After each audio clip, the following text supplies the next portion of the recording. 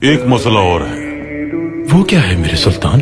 جب railway line Hijaz پہنچ جائے گی تو ترک انجینئروں کو وہاں کام کے لیے لیا جائے گا۔ جرمن انجینئر پہلے ہی وہاں کام میں مصروف ہوں گے تو یقیناً ترک انجینئروں کو بھی ان کے ساتھ موقع دیا جائے گا، لیکن اس کا ایک حصہ باقی رہے گا جو جرمن انجینئروں کے بغیر مکمل نہیں ہو سکتا۔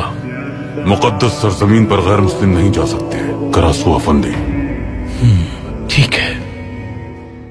خصوصاً مدینہ منورہ سے 20 کلومیٹر فاصلے سے مزدور کام کرتے وقت ہتھوڑوں پر کپڑا باندھیں گے۔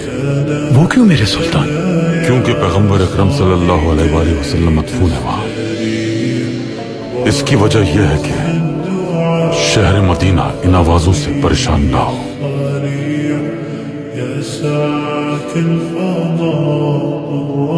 یا اللہ اپنے خادم عبدالحمید پر رحم فرما جو پیغمبر اکرم سے بے لوث محبت کرتا ہے، اس کی مشکل حل کر دے۔